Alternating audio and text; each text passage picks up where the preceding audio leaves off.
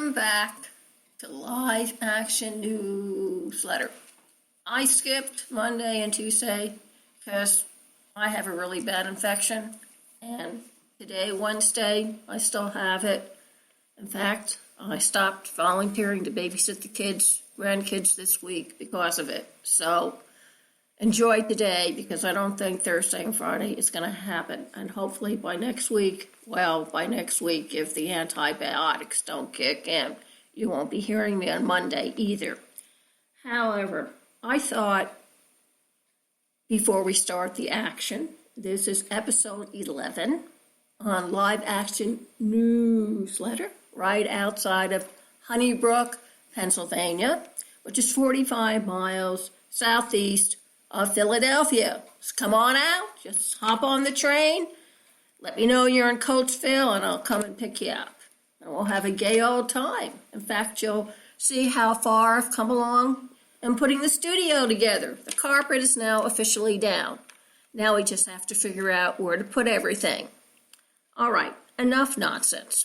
The first story's on Social Security. Did you know that Social Security Trust Fund was created in 1939?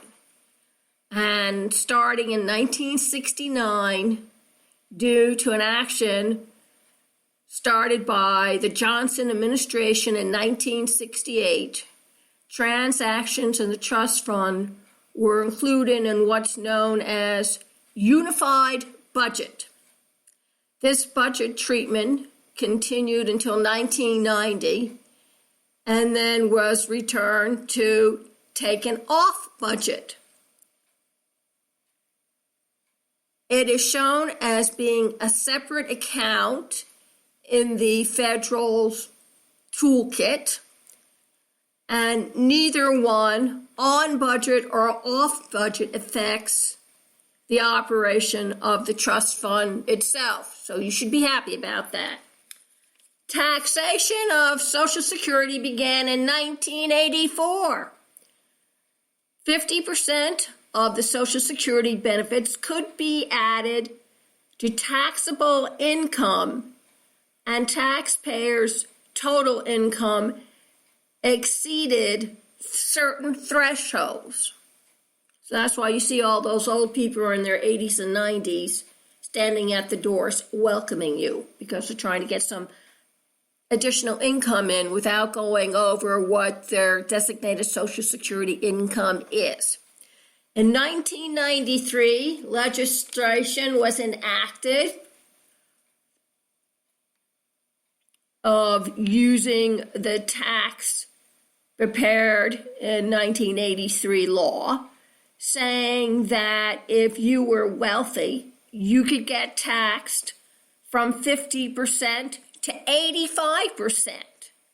But this applied only to the higher income beneficiaries. So you need to go up to Warren Buffett and Donald Trump and ask them, do they pay 85% on their Social Security after bringing in those additional billions during the year? You should know that upcoming in April, on April 14th at 3 o'clock, Menya Nathan, Esquire, will be interviewed by Lillian on Lillian's interviews on long-term health care.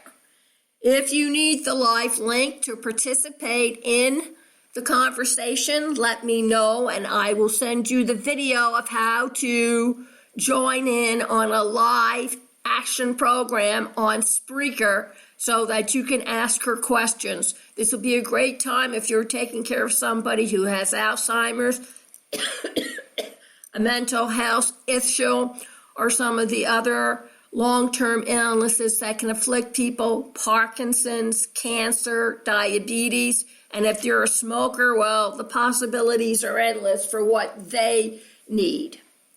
Also, on April 23rd, we'll be discussing campus assault with Annie Clark and Andrea Pinn.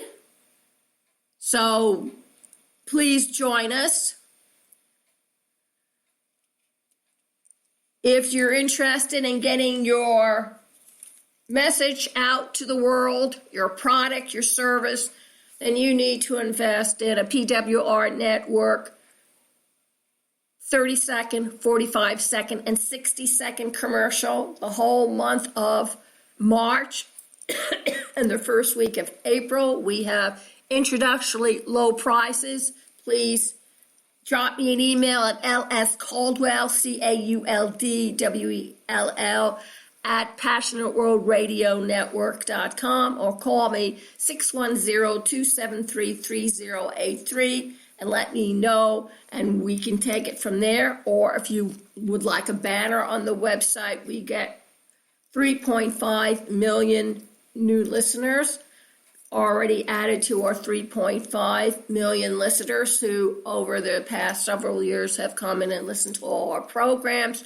The website is quite navigatable. You won't have any trouble. Under host, just click. All the individual hosts come down.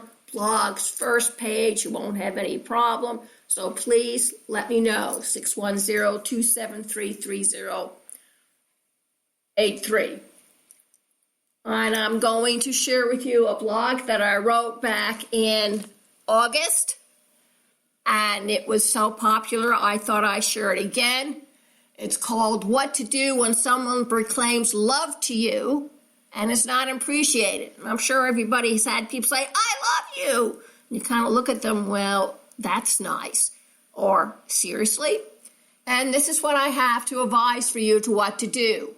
I've stopped accepting friend requests on Facebook because a good friend told me that's a dating site, especially if you receive and acquiesce on men requesting friendship with you.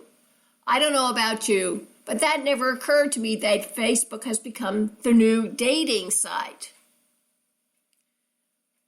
Move over, loveconnections.com. I'm a little bit embarrassed when I answer a friend request from a guy, and then he proceeded to go in for the kill. I know I'm an innocent. Even my son doesn't know I've managed all this time to survive without his expert help. Sometimes I wonder about that. After all, I didn't bring him up for 15 years without embarrassing either one of us, so I'm not sure how to answer that particular question. The gentleman I met via Facebook is a nice guy, except he's looking for a wife and a mother to his kids. I'm way past that stage, even if I do look for 40 years old. Trust me, I'm not. I'm not doddering either. I just stacked myself, which is how I got into this faux pas in the first place.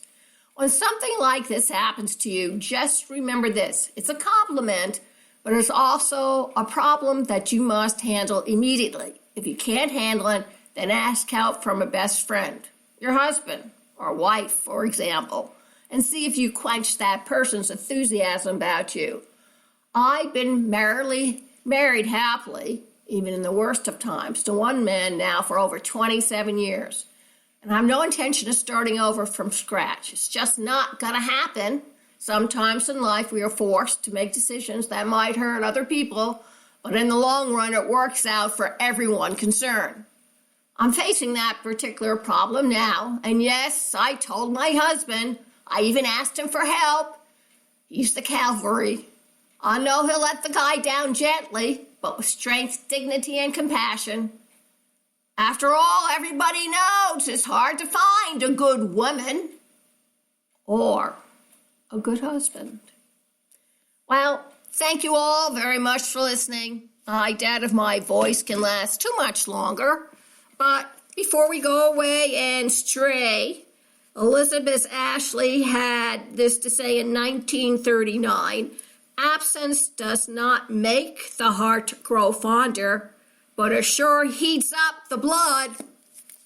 Until next time.